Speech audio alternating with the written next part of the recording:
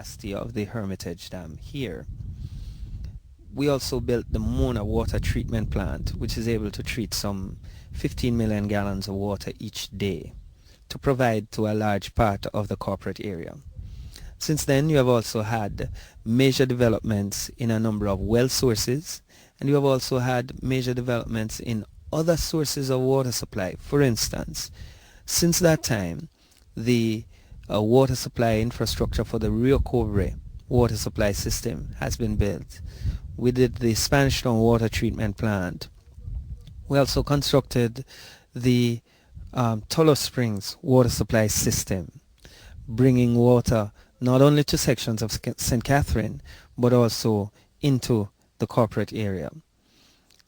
There is Yalas Pipeline, which was also built back in the 1980s, which has provided anywhere up to 20 million gallons of water to come into the Mona Reservoir and to assist in maintaining the supplies there.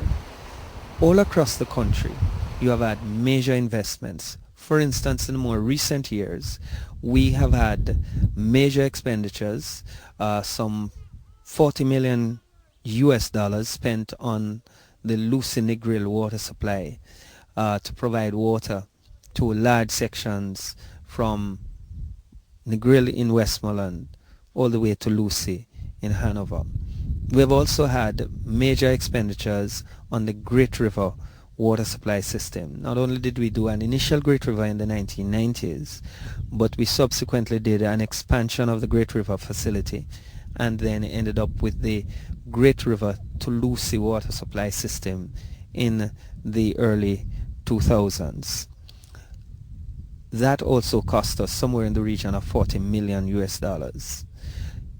After that, we've also had what is referred to as the Northwestern Water Supply Improvement Project, which did major water supply improvement for all the parishes, all parts of 4 parishes on the northwestern side of Jamaica, parts of Westmoreland, Hanover, St. James, and Trelawney.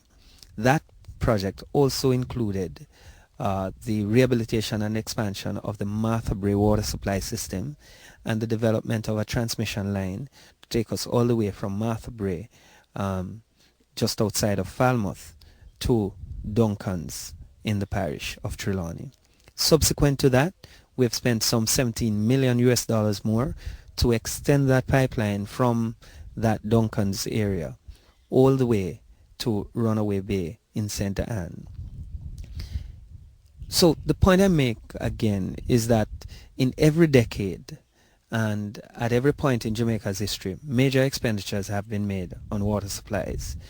We also are now doing and still have work going underway for the Kingston Metropolitan Area Water Supply System, where some 85 million US dollars is being spent to do major overhaul of the water supply infrastructure in sections of Greater Spanish Town and large parts of southeast St. Catherine, that is Portmore area, and to benefit many areas in Kingston and St. Andrew. That project is continuing. Many of the benefits from that project are already being derived, and there is much more still to come. Under that project, we rehabilitated the Spanish Town treatment plant. We have also reestablished and drilled or cleaned more than 20 wells in that area. We have also supported the infrastructure that provides about 27 million gallons of water each day to both sections of St. Catherine and sections of Kingston and St. Andrew. And we are now beginning the 211 million US dollars Jamaica Water Supply Improvement Project, which will see us bringing an additional 20 million gallons of water into the corporate area each day from the completion of this project, as well as a number of water supply improvement projects in rural parishes. All of these things do show that there has been tremendous investment in water supply infrastructure. Is there a need for more? Absolutely. Water supply is one of those things which we often take for granted, both as individuals as well as a country. And it's unfortunate that we do so, but it would not be true to say that infrastructure improvement and investment has not been made. For one classic example, at the time that the Hermitage Dam was built back in the 1920s, at that time I'm sure that the direct delivery of treated water to households was nowhere more than 30% of the population had access to piped water at their homes. At present, the piped water supply delivery in homes across the country is over 70%.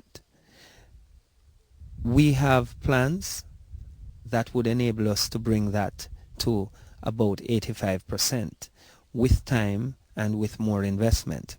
But that just goes to show that even with the continuous increase in population, not only has the water supply infrastructure kept pace with the population, but it has actually been going at a greater speed and has therefore provided for us to now have more than 70% of our population being able to have direct house-to-house connection for water supply. And it must also be borne in mind that even in well-developed first world countries, piped water supply from a municipal service provider is not available to everyone.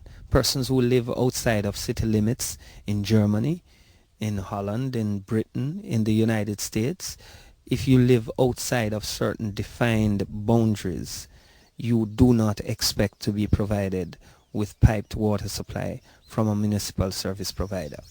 And so Jamaica's achievements are not to be sneezed at.